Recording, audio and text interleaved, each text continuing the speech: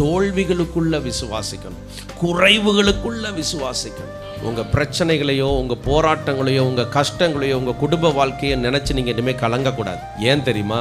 கர்த்தர் உங்களுக்கு விசுவாசத்தை கொடுத்துட்டார்.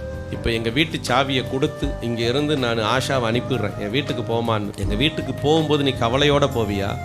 ஐயோ வீட்டை எப்படி திறப்பேன் கவலையோடு போவியா? ஏன் போக மாட்டேன்? Very good. சாவி இருக்குல்ல, அல்லேலூயா. சாவி இல்லைன்னா தான் நான் பயப்படணும். அதே மாதிரி விசுவாசம் இல்லைன்னா தான் நம்ம பயப்படணும். விசுவாசம் எனக்குள்ளே இருக்கிறது. ஏன் இது நடக்கலை பாஸ்டர், இதுக்கு இவன் தான் காரணமா அவன் தான் காரணமான்னு யோசிக்க கூடாது. கர்த்தர் நினைச்சா செங்கடலே ரெண்டா பழந்துருவாரு. எவனா இருந்தா அவனையும் ரெண்டா பழந்து உங்களை நடத்திட்டு போயிடுவார். அவரால் முடியுங்க.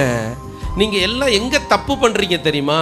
பாஸ்டர் அவங்க தான் என் ஆசீர்வாதத்துக்கு தடை, பாஸ்டர் இவங்க தான் என் ஆசீர்வாதத்துக்கு தடை. அப்படிலாம் ஒன்றும் இல்லை. நீ விசுவாசிக்காததான் ஆசீர்வாதத்துக்கு தடை.